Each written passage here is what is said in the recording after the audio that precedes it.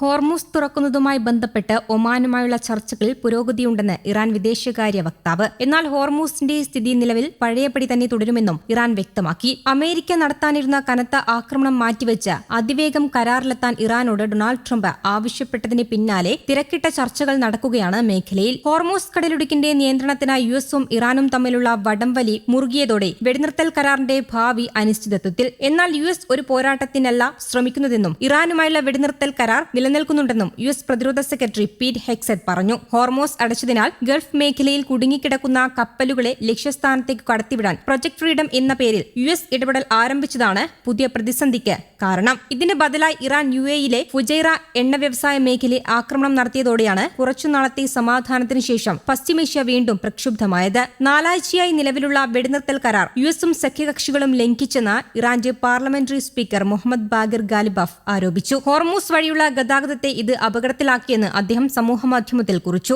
ഇറാനും ഒമാനും ഇടയിലുള്ള 55 കിലോമീറ്റർ വീതിയുള്ള ഇടുങ്ങിയ സമുദ്രഭാഗമാണ് ഹോർമൂസ് കടലിടുക്ക്. പേർഷ്യൻ ഗൾഫിനെ അറബിക്കടലിൽ നിന്ന് വേർതിരിക്കുന്നതും ഹോർമൂസ് കടലിടുക്കാണ്. ആഗോള ഊർജ്ജ വ്യാപാര മേഖലയിൽ ഏറെ പ്രാധാന്യമുള്ള പ്രദേശമാണിത്. ലോകത്തെ ഏറ്റവും തിരക്കേറിയതും തന്ത്രപ്രാധാന്യമുള്ളതുമായ കപ്പൽ റൂട്ടുകളിൽ ഒന്ന്. പ്രാദേശിക സാഹചര്യങ്ങളുടെയും യുഎസ് ഇടപെടലിന്റെയും ഭീഷണിയുടെയും പശ്ചാത്തലത്തിൽ 2025 ഫെബ്രുവരിയിൽ ഹോർമൂസ് കടലിടുക്കിന്റെ ചില ഭാഗങ്ങൾ ഇറാൻ ദീർഘകാലത്തേക്ക് അടച്ചുപൂട്ടിയിരുന്നു. ഈ നടപടി എണ്ണവിലയിൽ 6% വർധനവിനാണ് വഴിവെച്ചത്. ഹോർമൂസ് കടലിടുക്ക് വഴിയുള്ള കപ്പൽ ഗതാഗതം തടയുന്നത് ലോകത്ത് എണ്ണവിലയെ ഏത് തരത്തിൽ ബാധിക്കും എന്നതിന്റെ ഉദാഹരണം കൂടിയാണ് ഈ കണക്ക്. സാധാരണ ഏകദേശം 13 ലക്ഷം ബാരൽ എണ്ണയാണ് ഈ മേഖലയിലൂടെ കൈമാറ്റം ചെയ്യപ്പെടുന്നത്.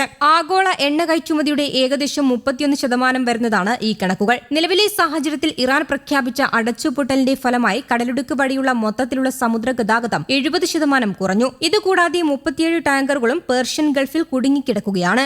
ആഗോള എണ്ണ വിപണിയിൽ ഇപ്പോഴുണ്ടായ മാറ്റങ്ങൾ പോലും ഈ നിയന്ത്രണങ്ങളുടെ ഭാഗമാണ്. കഴിഞ്ഞ ആഴ്ചയിലെ വിലയേക്കാൾ ഏകദേശം 8% കൂടുതലാണ് ഈ ആഴ്ച ബ്രെന്റ് ക്രൂഡ് ഓയിൽ ബാരലിന്റെ വില. കാനഡയിലും യുഎസിലും പെട്രോൾ വില ഉയരാൻ തുടങ്ങിയിട്ടുണ്ട്. സംഘർഷം ഹോർമൂസ് കടലിടുക്കിലൂടെയുള്ള ടാങ്കർ ഗതാഗതത്തെ തടസ്സപ്പെടുത്തുന്നിടത്തോളം വർധനവ് തുടരുക തന്നെ ചെയ്യും. കഴിഞ്ഞ 50 വർഷത്തിനിടയിൽ എണ്ണവില വർധനവ് സാമ്പത്തിക മാന്ദ്യത്തിന് കാരണമായിട്ടുണ്ട്.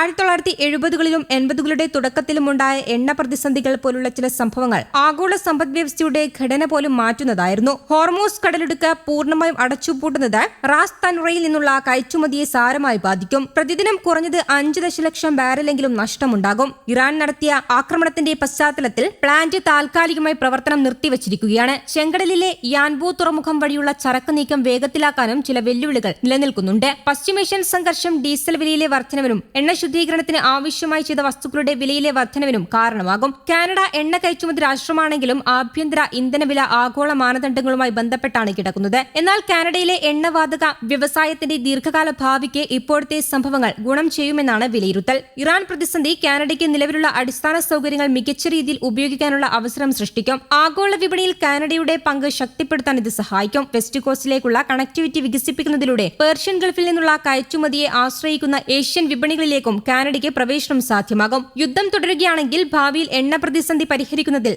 ലോകത്ത് കാനഡ പുതിയ മുഖമായി മാറും. News desk Kerala Kaumudi.